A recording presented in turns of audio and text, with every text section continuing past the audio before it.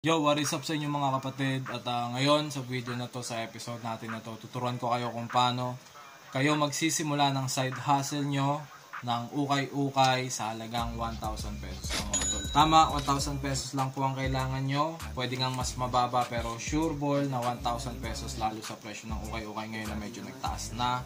Pero sa 1,000 naman siguradong makakailang items ka na rin. So ayan, sa video na to tuturuan ko kayo kung paano nyo sisimulan yung side hustle nyo sa halagang 1,000 pesos. Kasi nung simula ako way back 2021, ayan 1,500 lang ang nilabas kong puhunan at inubos ko yan sa ukay-ukay. So nakailang damit din ako doon, naka 12 items din ako nun na damit. Pero eto, ayan 1,000 lang kung estudyante ka o meron kang full-time na trabaho, magtabi ka lang ng 1,000 sa allowance mo o sa sahod mo, tapos yun ang gamitin mo pang ukay-ukay. So ayan, syempre tuturo ko sa inyo yung first step. Kung hindi pa kayo masyadong sanay mag-ukay-ukay, yung mga branded lang na common brands lang ang kukunin nyo, gaya syempre ng Nike, Adidas, yung mga sportswear, yung mga streetwear, yung mga workwear gaya ng mga Dickies, kasi yan yung mga talagang mabibilis na mabenta sa online market natin, lalo sa ukay-ukay. Sa kanan niya, problemahin yung mga vintage, yung mga luxury brands, kasi kailangan talaga ng experience doon bago nyo talaga ma-memorize kung ano yung legit sa hindi. Pero ang Nike, Adidas, sobrang dali lang naman ma-identify niya ng mga legit niyan, tsaka mas madali nyo siyang mabebenta kasi sikat siya, tsaka in demand talaga, at common na brands yun. So ayan mga tol, so kung may natabi kayong 1,000 sa mga baon nyo o kaya sa mga sahod nyo, ayan, dumiretso agad kayo sa alam yung pinakamalapit na ukay-ukay, kung saan kayo makakanap ng ukay-ukay. Kadalasan yan sa mga palengke, malapit sa simbahan, o kaya kung saan-saan na talagang kumbaga nagtitipon-tipon yung mga nagbebenta or may market, night market, ganyan. Marami mga tol, minsan siguro hindi nyo na lang pinapansin yung ukay-ukay, pero try nyo pasukin minsan. I-recommend ko na wag kayong papasok sa mga ukayan na may aircon, kasi doon sure ball na mas mataas ang presyo nila kaysa sa mga ukay-ukay lang na nasa bangketa o nasa mga pwesto lang sa palengke. So ayun mga tol, pagpasok nyo syempre, wag nyo ubusin yung 1,000 nyo, kasi magtira naman kayo maski 200 or 100 pesos, kasi mamaya may tuturo ako sa technique para ma-advance nyo yung ukay-ukay game nyo agad. So syempre, papanood ko muna sa inyo na ito, nag-video na to. Nagseselect ako niyan sa new arrival, so naghahanap ako ng mga items na pwede nating i-resell. 3 years na kasi ako sa ukay-ukay, kaya alam ko na yung kunin sa hindi. Pero as in, kung newbie pa lang kayo, ayan, gaya ng sabi ko kanina, yung mga common brands lang ang kukunin nyo. Pero mas mainam na mag-research muna kayo at manood ng mga videos. Meron ako mga videos na ginawa dito sa YouTube channel ko na magkaka-idea kayo kung anong mga brands ang pwede nyong kunin. Ayan. Sa totoo lang, maraming mga kabataan na nagpi-PM sa akin na natuto silang mag-ukay-ukay. Nanonood lang sila ng video ko. Ayan, at shoutouts din kay Kuya Renato Ago, kasi ayan, talagang mahilig na siya dati mag-ukay-ukay, pero kung ano lang yung mga nakikita niya tsaka yung mga pinapanood niyang nauhook kong items, yun lang din yung kinukuha niya. At doon na siya nag-umpisang matuto kung anong mga branded na items ang kukunin. So ayan, patuloy lang ako sa pag-select mga tol. Mapapanood nyo din yung episode na yan dito sa YouTube channel ko. Ilalagay ko na lang yung link ng video mismo para mapanood nyo yung episode na yan. Pero syempre, once na nakapamili na kayo, ayan, naka 6 items ako dyan sa Trip to the Trip episode na yan. So naka 6 items ako dun sa episode na yan. So eto ngayon siya. Syempre, ang una nyong gagawin mga tol, pag uwi nyo galing ukay-ukay, pwede nyo munang kunin yung mga dimes. Ang paggawa ng dimes, so lagi nyo unahin yung width tapos yung length ng isang items. Ang pagkuha ng width mga tol is eto, kailangan nyo ng medida. Nandyan sila Airmat, laging may medida yan. So ayan, sa inches kayo mga tol, sa inches po. Ilalagay nyo lang yan sa dibdib, sa magkabilang dulo, yun po ang width doon. Tapos sa length, yung haba naman. Para hindi kayo malito, gumamit kayo ng masking tape at doon yung isulat yung mga details ng damit. Idikit nyo agad doon sa mismong damit na kinuhanan nyo ng sukat. Tapos pagkatapos doon, pwede nyo nang picturean yung mga items. Pag na-picturean nyo na yung mga items, make sure na maliwanag Make sure na malinaw yung camera. Sure din na pantay yung pagkakuha nyo para naman presentableng tignan. Kagaya nitong picture na sample na to. So ayan, medyo advanced na technique na yan. Kaya ito na lang papakita ko sa inyo. Pagkatapos doon, syempre pwede nyo nang labhan yung items. Ako kasi, marami namang kanya-kanya naman ng technique yan. Pero ako kasi personal, gusto ko munang picturean yung mga items. At lagyan ng dimes, picturean bago ko sila labhan. Para once na final na sa akin yung paglalaba, tsaka kung pa-plansyahin nyo, pwede rin. Pero kung titipid kayo sa kuryente, ayan, pwedeng wag na. Kasi may mga tela naman na kahit hindi na plansyahin talagang makawala na yung gusot. Pero ayun, mas gusto kong hinuhuli yung laba para pwede nyo siyang tupiin at itago. Para once na may bumili at mag-order, ilalabas nyo na lang tapos rekta bigay na. Pero ako kasi, lalo pag madami ako na ukay-ukay yan, minsan hindi ko na nilalaban, rekta, bili na. Depende naman mga tol, kung US bail yan, pwede na siyang ibenta rekta. Pero kung minsan Korean bail, ayan, medyo may amoy kasi. Kaya mas okay kung lalaban mo.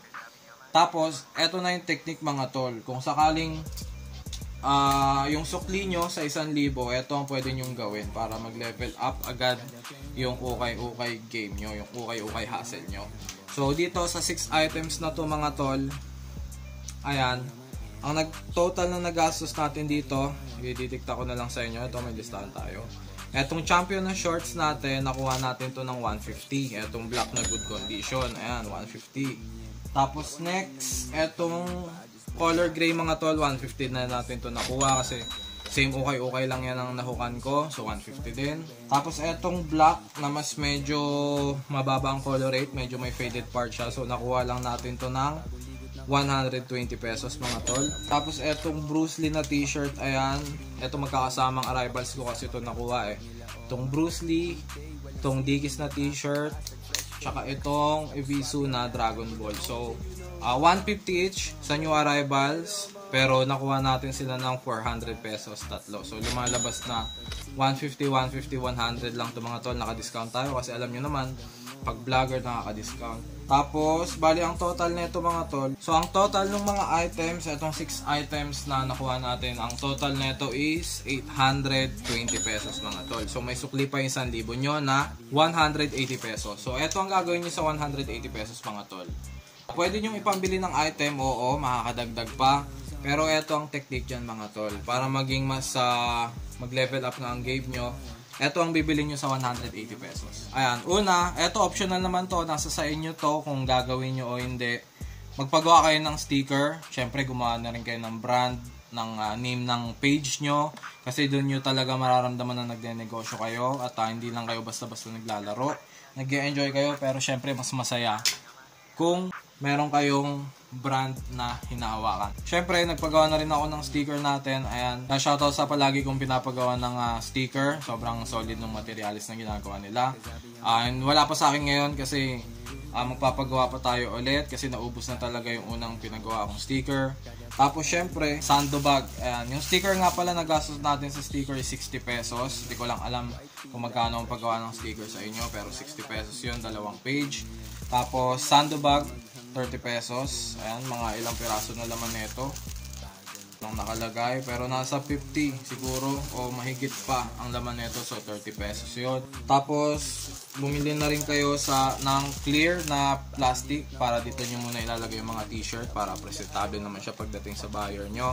Makakabili kayo nito sa Pandayan Bookshop or sa Shopee. Pero sa Pandayan, nabili ko to ng 60 pesos, dalawang supot na to. So, mga ilang laban na yun, mga 20 pieces o 30 pieces na. Then, syempre, kailangan nyo rin ng masking tape para pag may nag-mine sa inyo, kailangan nyo mag-dimes. Ito yung gagamitin nyo, tas ka-partner nyan, etong marker. So, eto 20 pesos, eto 10 piso. Doon na papasok yung 180 pesos nyo. So, saktong 1,000 pesos ang nagastos natin dito. Ayan, lahat ng listahan ng mga nagastos natin, saktong 1,000 pesos yan mga tol. Pwedeng dumoble, depende kung paano nyo pepresyon yung mga items. Ayan, nasa sa inyo naman mga tol kung paano nyo pepresyon yung items. Pero ang tip ko sa inyo, magsimula kayo sa maliliit muna na patong.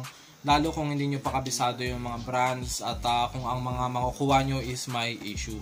Wag na wag kayong magtataas ng presyo kung mapabasura na yung condition ng mga maliliit nyo. Kasi may mga kilala ako na talagang pambasura na yung condition pero binibenta pa rin ng pangginto. wag na wag mga idol. Kaya ang gagawin nyo lang, yung sakto lang nakikita kayo kapag binenta nyo at sakto lang din na budget nilang presyuhan. For example, eto, ang iba dito nakuha natin ng 150 each. So 6 items to, pwede nyo siyang ibenta ng 250 each. So magkano yun? 250, 1,000, 1,500 mga tol. Pag eto binenta ko tong 6 pieces items na to ng 250 each, kikita ako dito ng 1,500 pesos. So nabawi na agad natin yung 1,000, may kita pa tayong 500 pesos. Tapos nasa sa inyo mga tol kung 1,000 lang ulit yung dadalhin nyo sa ukay-ukay, tapos tatabi nyo yung 500, o kaya naman ubusin nyo talaga yung 1,500 sa ukayan, tapos ganun ulit yung gawin nyo, ibenta nyo ulit, tubuan nyo, at nasa sa inyo mga tol kung paano diskarte yung gagawin nyo. Pero ang mahalaga talaga, nag-enjoy kayo sa ginagawa nyo. Mas importante na kung halimbawa kung estudyante ka pa lang, mas importante na pag uwi mo may gagawin ka makabuluhan. At kaysa tumambay kayo ng tropa hanggang madaling araw, nagkikwentuhan lang ng walang kwentang bagay mga tol. Kasi dati ganun ako, aminin ko.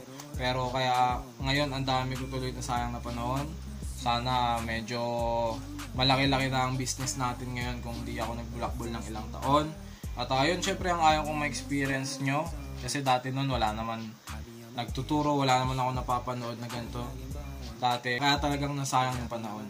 So ayun lang, sana may natutunan kayo mga tol. Hindi ko napapahabain ka kasi hindi nakasya sa my memory ng phone ko. Pero sana nakatulong ako kahit maliit na bagay, nagkaroon kayo ng konting idea kung paano nyo sisimulan yung ukay-ukay journey nyo at hustle nyo.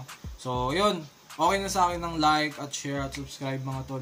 Malaking tulong na yun. At kita-kits na lang, malay mo kasama na kita ng Junior Arrivals dito sa San Jose del Monte, Bulacan. Huwag mo akong kalimutang i-follow sa ibang social media accounts ko, sa Facebook account ko at sa Facebook page, pati sa TikTok account ko, ayan. At ayun mga tol, kita-kits na lang sa next episode. Peace out sa inyo. Goodbye.